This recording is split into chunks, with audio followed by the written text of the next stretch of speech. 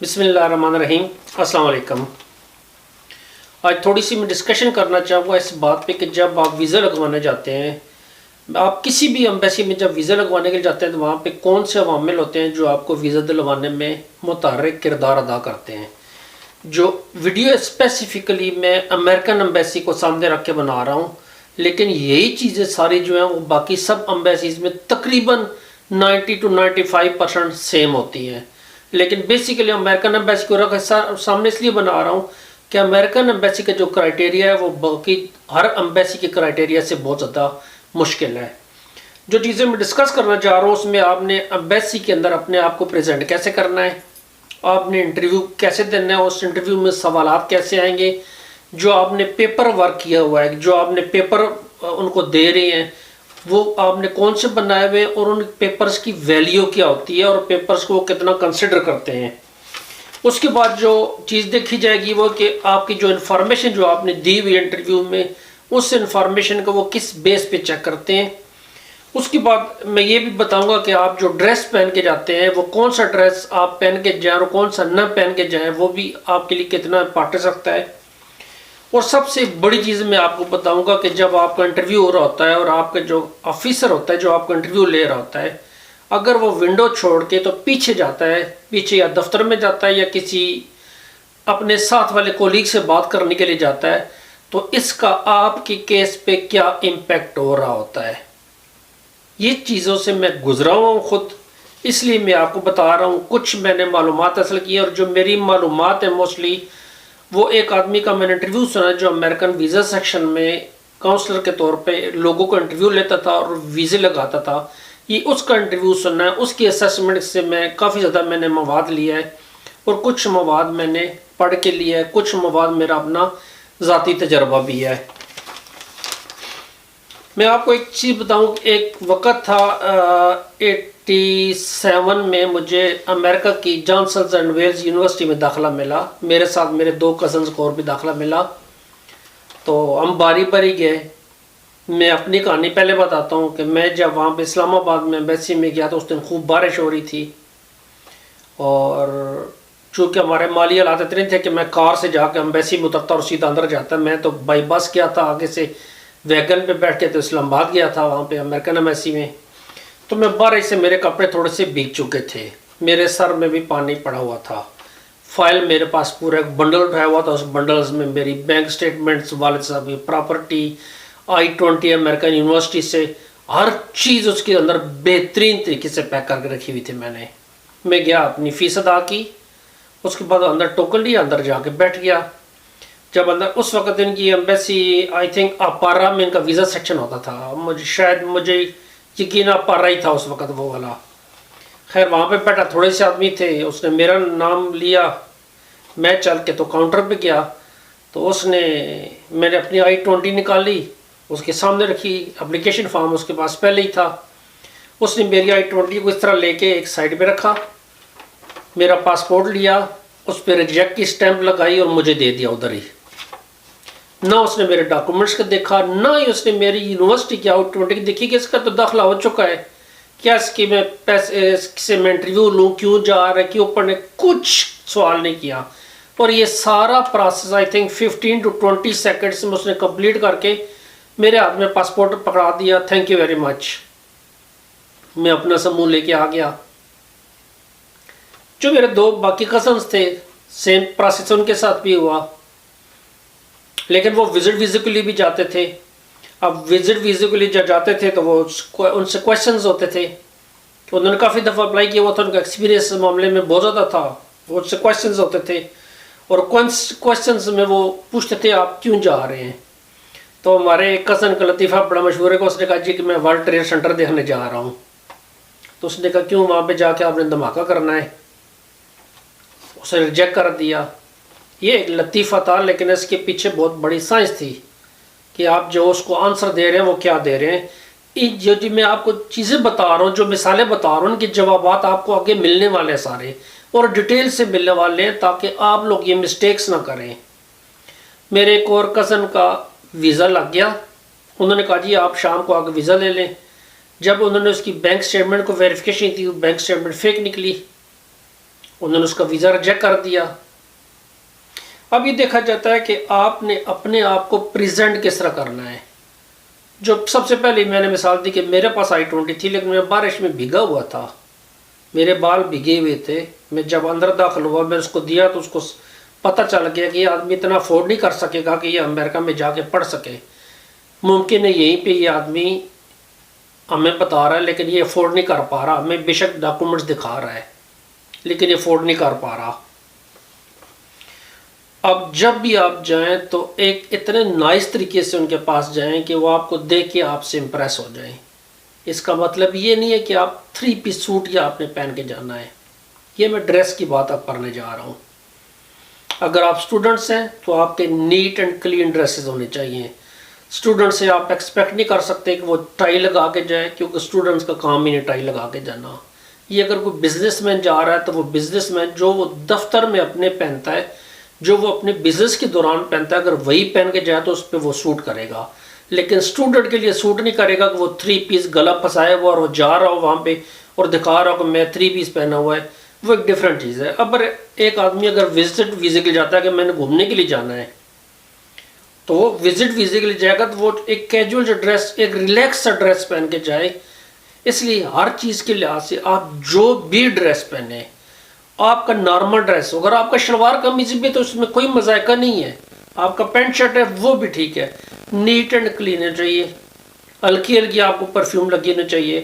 آپ یہ یاد رکھیں کہ آپ کے دانت صاف ہونے چاہیے. آپ کے دانتوں کی یا منہ کی جو سمیل ہے وہ اس کو کھڑکی سے پار نہیں جانی چاہیے, کیونکہ آپ کے اور اس کے درمیان میں تقریباً 1 فٹ کا فرق ہوتا ہے. اس لیے اس چیز میں بہت زیادہ کیئر کرنی چاہیے. آپ کے جسم سے سمیل نہیں آنی چاہیے. خاص طور پہ میں اپنی بہنوں کے لیے جو بات کرنا چاہ رہا ہوں کہ ہمارے پاکستانیوں اور انڈین, بنگالیوں اور نیپال والوں کے ساتھ کچن کی جو سمیل ہوتی ہے وہ بہت تیز ہوتی ہے, خاص طور پہ ہلدی کی اور مسالوں کی, اور وہ دور سے بتا دیتی ہے کوئی دیسی بندہ آ رہا ہے. اس چیز سے آپ اوائڈ کر رہے ہیں. یہ بہت اسٹرکٹ چیز ہے. اور جو لیڈیز میک اپ استعمال کرتی ہیں بہت لائٹ میک اپ استعمال کریں. یاد رکھیں کہ یورپ میں یا امریکہ میں یا کینیڈا میں ہیوی میک اپ والوں کو پسند نہیں کیا جاتا. یہ صرف پاکستان اور انڈیا میں اس چیز کا رواج ہے, باقی آپ لائٹ چلیں اس چیز کو. چیز آپ ذہن میں رکھیں کپڑوں کے بعد جب آپ اس کے پاس جاتے ہیں انٹرویو دینے کے لیے, تو آپ جب کرسی سے اٹھ کے اس کے پاس جا رہے ہوتے ہیں تو وہ ایک تو نظر آپ کے فارم پہ ڈالتا ہے, وہ کوئکلی جج کرتا ہے, اور دوسری نظر وہ آپ کو ڈالتا ہے کہ جب آپ آ رہے ہوتے ہیں تو آپ کے چلنے کا جو کانفیڈنس ہے وہ اس سے کافی زیادہ سوالوں کے جواب وہاں پہ دے دیتا ہے. یہ جو انٹرویو کرنے والا ہوتا ہے, آپ یہ سوچیں کہ وہ دن کو کم سے کم مختلف ممالک میں مختلف, لیکن 40 سے لے کے تقریباً 150 آدمیوں کو انٹرویو وہ ایک دن میں کرتے ہیں 8 گھنٹے میں. تو اگر وہ ہر روز کا ان کا یہ حساب ہے, اس کا مطلب ان کی سالوں کی سروس میں وہ ہزاروں لاکھوں کو انٹرویو کر چکے ہوتے ہیں, اور وہ بندے کو دیکھ کے جج کر لیتے ہیں کہ بندہ کس کیٹیگری کا بندہ آ رہا ہے ہمارے پاس. اب اس حساب سے وہ اس کو ڈیل کرتے ہیں. اب کیا کچھ ممالک ایسے ہیں, جیسے میں جب بات کر رہا ہوں تو انڈیا پاکستان کی مثالیں سے زیادہ دے رہا ہوں, کہ انڈیا پاکستان میں جو ڈاکومنٹس ہیں وہ فیک ڈاکومنٹس بہت ایزیلی بن سکتے ہیں. آپ بینک سٹیٹمنٹس فیکس بنواتے ہیں. آج کل تھوڑی سختی ہے پاکستان میں کہ ہر چیز ڈیجیٹلائز ہو گئی ہے, لیکن ایک وقت تھا کہ بینک سٹیٹمنٹس فیک بنتی تھیں. آپ جا کے بینک مینیجر سے بات کریں وہ آپ کو پوری سٹیٹمنٹ تیار کر کے دے دے گا. تو یہ چیزیں بہت چلتی تھیں اس وقت. تو ان کو بھی پتہ ہوتا ہے کہ ان ممالک میں ڈاکومنٹس ایون کی ڈگریز تک فیک بن جاتی ہیں. آپ صرف پیمنٹ کریں اور آپ فیک ڈگریز بنوا لیں, آپ پیمنٹ کریں, فیک سٹیٹمنٹ بنوا لیں, آپ پیمنٹ کریں, آپ پراپرٹی کے سٹیٹمنٹس بنوا لیں.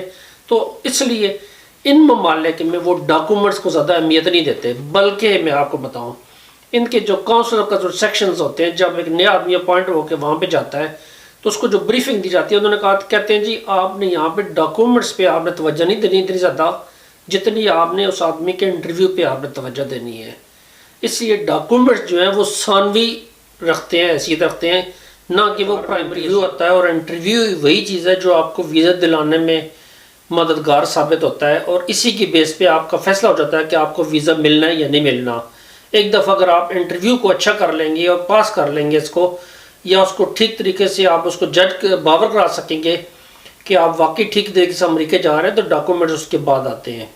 اب انٹرویو میں کچھ کویسچن جو ہوتے ہیں وہ بڑے سمپل سے پوچھے جاتے ہیں, گو کہ وہ کویسچن فارم کے اوپر آپ کے لکھے ہوتے ہیں کہ اپلیکیشن فارم میں آپ نے لکھا ہوتا ہے کہ آپ کا نام کیا ہے، سب کچھ کیا ہے، آپ کتنے عرصے کے جا رہے ہیں، کہاں جا رہے ہیں، کس لیے جا رہے ہیں، لیکن پھر بھی وہ آپ سے پوچھے گا. اور جو موسٹلی کوشچنز آپ سے پوچھے جاتے ہیں، میں صرف اس میں سے جو کامن کوشچن جو سب امبیسیز میں چلتے ہیں، نارملی جو سب سے پوچھے جاتے ہیں، آلموسٹ 100% یہ کوشچن آپ سے پوچھے جائیں گے. اس میں آپ سے پوچھا جائے گا کہ آپ کتنا عرصے کے لیے امریکہ جا رہے ہیں، تو آپ نے اس کو جواب دینا ہے. آپ سے پوچھا جائے گا آپ کون سا ویزا اپلائی کر رہے ہیں، آپ ٹورزم پہ جا رہے ہیں تو آپ ٹورسٹ ویزا آپ اپلائی کر رہے ہیں. آپ کے امریکہ میں جاننے والے ہیں، فوراً یہ کوشچن آپ کے پاس آئے گا. اگر آپ کہتے ہیں جی کہ امریکہ میں میرے جاننے والے ہیں، تو وہ کہے گا ٹھیک ہے، آپ نے امریکہ سے کیا انویٹیشن لیٹر منگوایا ان کے پاس جانے کے لیے، یا آپ خود ہی وزٹ کرنے جا رہے ہیں. تو اس کا مطلب ہے آپ نے اپنے آپ کو ایک کمپلیکیٹڈ سچویشن میں ڈال دیا. اگر تو آپ کے پاس انویٹیشن لیٹر آئے ہوئے ہے وہاں کا، پھر تو آپ کا کام تھوڑا سا آسان ہے، لیکن اگر نہیں ہے تو پھر کام تھوڑا سا کمپلیکیٹڈ ہے. کمپلیکیٹڈ کس لیے ہے؟ ہر امبیسی جب بھی کسی کو ٹورسٹ ویزا دیکھتی ہے تو ان کے پیچھے جو 99% جو سیکیورٹی وہ چیک کرتے ہیں وہ یہ کہ یہ بندہ جا کے وہاں پہ جا کے وزٹ کر کے واپس اپنے ملک میں آئے گا یا نہیں آئے گا. انہوں نے سیکیور کرنا ہوتا ہے کہ یہ بندہ واپس اپنے ملک میں واپس آئے. جب آپ کہیں گے میرے جاننے والے امریکہ میں ہیں اور میرے پاس انویٹیشن لیٹر نہیں ہے، تو اس کا مطلب ہے وہ کہیں گے یہ جا رہا ہے، یہ ان کے پاس جا کے رک جائے گا، اور یہ بہت بڑا پرابلم آپ کے لیے کریٹ کر سکتا ہے. وہ آپ سے اگلا کوشچن یہ کر سکتے ہیں کہ آپ اس سے پہلے بھی آپ نے کبھی امریکن ایمبیسی میں ویزا اپلائی کیا آپ نے ٹورزم کا؟ آپ بولیں جی نہیں کیا، اٹس گو کہ اگر آپ کہتے ہیں میں نے کیا ہے تو وہ ریجیکٹ ہو گیا تھا، تو وہ بولیں گے اچھا آپ کے خیال میں ریجیکشن کی پرابلمس کیا آتی ہیں. لیکن یاد رکھیں کہ جو ریجیکشن کا کیس ہے وہ اس کے سامنے آلریڈی اس کے کمپیوٹر میں موجود ہے. اس نے کلک کرنا ہے، بلکہ کلک کرنے سے آپ کے کھڑکی میں جانے سے پہلے اس نے چیک کر لیا ہونا ہے کہ آپ کو ایک دفعہ ریجیکٹ کیا ہوا تو اس میں وجوہات کون سی تھی. لیکن وہ آپ کے منہ سے بھی سننا چاہے گا کہ وہ جو وجوہات تھی وہ آپ نے ختم کی ہیں یا نہیں کی ہیں. اگر آپ اس کو سیٹسفائی کرتے ہیں کہ کی ہیں تو میں آپ کو 60% اس میں آلریڈی بتاتا ہوں کہ 60-70% کیسز میں یہ نہ ہو جاتی ہے کہ آپ کا ایک دفعہ پہلے ریجیکٹ کیا ہوا ہے. لیکن اگر ٹھیک طریقے سے آپ اس کو سیٹسفائی کر لیتے ہیں تو وہ آپ کو ہاں کر دے گا. اس کے بعد وہ آپ سے آپ کی جاب کا پوچھتا ہے. یہ جتنے کوشچن زیادہ ہوتے جائیں گے نیکسٹ کوشچن میں جاتا جائے گا، تو اس سے مطلب ہے پچھلے کوشچنز میں وہ آپ سے کنونس ہو رہا ہے. ادروائز وہ اگلے کوشچن میں جاننے سے پہلے آپ کو وہ نہ کر کے پاسپورٹ ریجیکٹ کر کے واپس دے دے گا. آپ کی جاب کا اور آپ کی سیلری کا پوچھے گا. اس کے بعد آپ شادی شدہ ہیں غیر شادی شدہ ہیں، آپ کے بچے کتنے ہیں، وہ دیکھنا چاہتا ہے کہ جو فیملی آپ کی پاکستان میں موجود ہے ان کے ساتھ آپ کا تعلق کتنا سٹرانگ ہے کہ ان فیملی کے لیے آپ پاکستان میں واپس آ سکتے ہو. یہ چھوٹے سے کوشچنز میں نے نکالے جو انٹرویو کے لیے کام آتے ہیں. جیسے میں نے پہلے بھی بولا آپ کو 30 سیکنڈ سے لے کے 3 منٹ تک ان کے پاس ٹائم ہوتا ہے. وہ آپ کو ہاں کر دیں یا نہ کر دیں آپ کو جج کر لیتے ہیں. ایک دفعہ انٹرویو ختم اگر ہو گیا اور وہ آدمی اس کے بعد انٹرویو کے دوران میں جو آپ نے انفارمیشن اس کو دی ہوتی ہے وہ اس انفارمیشن کو چیک کرتا ہے. انفارمیشن کو چیک کرنے کے لیے وہ کیا کرتا ہے کہ وہ آپ کی کرمنل ہسٹری کو چیک کر لیتے ہیں، یا آپ کے خلاف کسی اور قسم کا مواد جو موجود ہے وہ اس کو چیک کرتے ہیں. آج کل سوشل میڈیا کا دور ہے، اور میں نے دیکھا ہے کہ امریکن ایمبیسی والے جو امیگریشن ویزا دیتے ہیں کسی کو، اس میں وہ کہتے ہیں جی آپ اپنے جو سوشل میڈیا کے جو پیجز ہیں ان کے پاس ورڈ دیں، ان کا واٹس ایپ کا پاس ورڈ دیں. یہ ساری چیزیں وہ آپ سے لیتے ہیں. اس لیے لیتے ہیں کہ وہ چیک کرتے ہیں کہ آپ سوشل میڈیا میں امریکہ کے خلاف کتنا چل رہے ہیں. اور یہ پرماننٹ جاننے والوں کے لیے سب سے بڑی پرابلم اس چیز میں آتی ہے کہ جب آپ سوشل میڈیا پہ امریکہ کے خلاف لگاتے ہیں فوٹو یا ایسی ایسی باتیں لکھتے ہیں تو یہ آپ کے کیس کو بہت زیادہ خراب کرتے ہیں. اس کے بعد اگر آپ کے کسی رشتہ دار نے یا آپ کے بہن بھائیوں نے یا آپ کے والدین نے اگر امریکہ میں آپ کے لیے اپلائی کیا ہوا آلریڈی اور آپ کا کیس وہاں پہ چل رہا ہے امیگریشن کے لیے، تو اس صورت میں امیگریشن آفیسر آپ سے پوچھے گا کہ آپ کا تو آلریڈی کیس امریکہ میں چل رہا ہے تو اب بھی آپ کیوں وزٹ کرنے کے لیے جا رہے ہیں؟ ممکن آپ کچھ سالوں بعد ویسے چلے جائیں. تو اس کا جواب آپ نے اس کو کنفرم کر کے بتانا ہوگا کہ میں کس لیے جا رہا ہوں، ابھی کیوں جا رہا ہوں، بعد میں پرمنٹ کیوں جاؤں گا. لیکن یہ چیز آپ کے لیے تھوڑا سا پرابلم بنتی ہے۔ ویڈیو کے شروع میں نے آپ کو بولا تھا کہ جب آپ انٹرویو کے دوران میں یا انٹرویو کے بعد اگر آپ کا جو انٹرویو کرنے والا ہے وہ آپ سے کہے کہ آپ 2 منٹ ویٹ کریں میں آ رہا ہوں، یا تو وہ اپنے کسی کولیگ کے پاس چلا جائے گا آپ کی اپلیکیشن لے کے، یا وہ پیچھے والے کمرے میں چلا جائے گا۔ آپ یہ یاد رکھیں کہ دونوں صورتوں میں آپ کا کیس خطرے کا باعث ہے۔ میں آپ کو ایکسپلین کرتا ہوں کیوں۔ اگر وہ کولیگ کے پاس جائے گا تو وہ اس سے پوچھے گا یار اس بندے نے مجھے یہ انفارمیشن دی ہے، مجھے اس پہ ڈاؤٹ ہو رہا ہے، آپ کیا کہتے ہو؟ تو اس کا کولیگ اس کو بتائے گا اچھا اس نے یہ کہا ہے، اس کو ایسے کر دو، اس کو ایسے کر دو، اس کو ہاں کر دو، اس کو نہ کر دو۔ لیکن اس میں ایک چیز یہ بھی ہو سکتی ہے کہ جو آپ کا انٹرویو کرنے والا ہے وہ ان ایکسپیرینس آدمی ہے، تو اس سے ڈیسائیڈ نہیں ہو رہا، کیونکہ جو انفارمیشن آپ اس کو دے رہے ہیں اس سے انفارمیشن کی بیس پہ وہ ڈیسائیڈ نہیں کر پا رہا۔ جو انسٹرکشن اس کو پیچھے سے ملی ہیں، کونسلیٹ سے یا ایمبیسی سے ملی ہوئی ہیں کہ ان انسٹرکشن کی بیس پہ آپ نے ویزا دینا ہے، تو وہ اس پہ ڈیسائیڈ نہیں کر پا رہا کہ آپ کی انفارمیشن انکمپلیٹ ہے۔ اگر وہ پیچھے والے روم میں چلا جاتا ہے تو اس کا مطلب ہے کہ وہ اپنے بڑے باس سے جا کے پوچھ رہا ہے کہ یہ بندے نے مجھے یہ انفارمیشن دی ہے، میں ڈاؤٹ بھی ہوں اس بندے سے، تو وہاں پہ جو بیٹھے ہوئے ہیں وہ ان کو کہتا ہے ریجیکٹ کر دو، یا وہ جاتا ہے کرمنلز والوں کے پاس یا جو ان کے سی آئی اے والوں ان کے پاس جاتا ہے، بولتا ہے اس آدمی کی ہسٹری چیک کریں، مجھے آدمی فراڈیا نظر آ رہا ہے، اس بندے کے ڈاکومنٹس میں جو ہے اگر تو وہ آپ کو ویزا دینا چاہیں گے اس مرحلے کے بعد، وہ آپ کہتے ہیں ٹھیک ہے جی آپ اپنے ڈاکومنٹس دیں۔